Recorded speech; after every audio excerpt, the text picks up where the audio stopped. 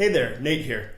If you live in the Boston area and you're even remotely tuned into the real estate market here, then it's probably no surprise to you to hear that we're in a seller's market and it can be pretty competitive out there for buyers. One of the things I hear talked about a lot are cash offers. Now, my clients know better, but I hear a lot of people saying things like, well, we just keep putting in offers, but we keep getting beat out by cash. Or, you really need cash in order to compete around here. I want to say that that is just absolutely not true. I work with clients across every segment of the market here in the Boston area. Last year, I helped somebody buy a condo for $250,000, and I helped someone sell a single family for $4 million. There's no question that I have some clients who are in a position to pay cash, but the vast majority of my clients, and I think that most real estate agents would tell you the same thing, are getting mortgages and they are not paying cash. In fact, I work with people all the time who have only 5 or 10% to put down on a property. So why is there this big misconception that you need cash to compete in the Boston area?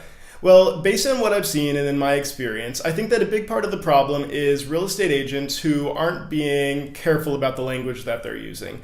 Now, I'm a stickler for being precise in the language that I use, chalk it up to being a former attorney. So let me break it down for you. So what's a cash offer? Now, a cash offer is probably pretty much what you're imagining. It doesn't necessarily mean that the buyer is rolling up to the closing with a suitcase full of cash, but it does mean they're buying the property outright. It doesn't matter whether they wire the funds, write a check, or, actually show up to the closing with cash, although I've never seen that. So what are the advantages to a seller of a true cash offer? Well, there are a couple. The first is certainty, and aside from the offer price, there is literally nothing that sellers put a higher premium on than certainty that a buyer can close the transaction.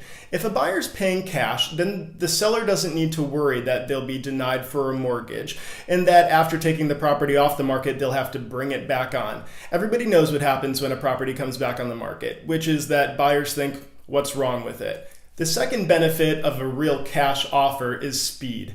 If both the buyer and the seller want, if the buyer's paying cash, they can close in just a matter of days. On the other hand, if a buyer is getting a mortgage and they're beginning the mortgage application process after they've put the property under agreement, then the quickest they can close is about 21 days, and even that's pretty aggressive. Most lenders prefer 30 to 45 days to process a mortgage application, order the appraisal, and so forth.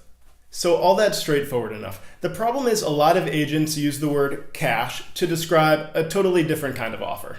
If they're not being careful about the language that they use, some agents are using the word cash to describe an offer where a buyer is getting a mortgage, but they are not including a mortgage contingency. In other words, the buyer does not have the funds to pay for the purchase outright. They are getting a mortgage.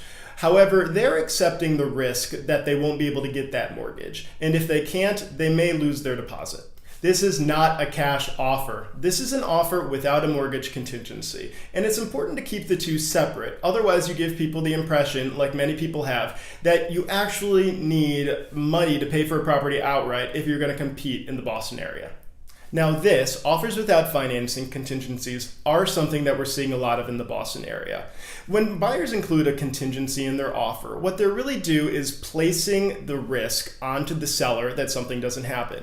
In the case of a financing contingency, they're placing the risk on the seller that they won't be able to get a mortgage. When a buyer doesn't include a financing contingency, then they are taking on that risk. And a lot of buyers, particularly in competitive situations, are feeling like this is something that they need to do in the Boston area in order to win the property they want. But I have good news. The good news is that there are little known ways that buyers can set themselves up to compete against cash offers and offers with no financing contingencies in almost every way. They can set themselves up to close very quickly, even if they're getting a mortgage, much quicker than the typical 30 to 45 day timeline.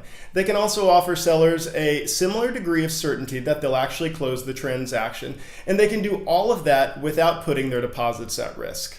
If you want to hear about some of those strategies, just reach out to me and I'll be happy to share them.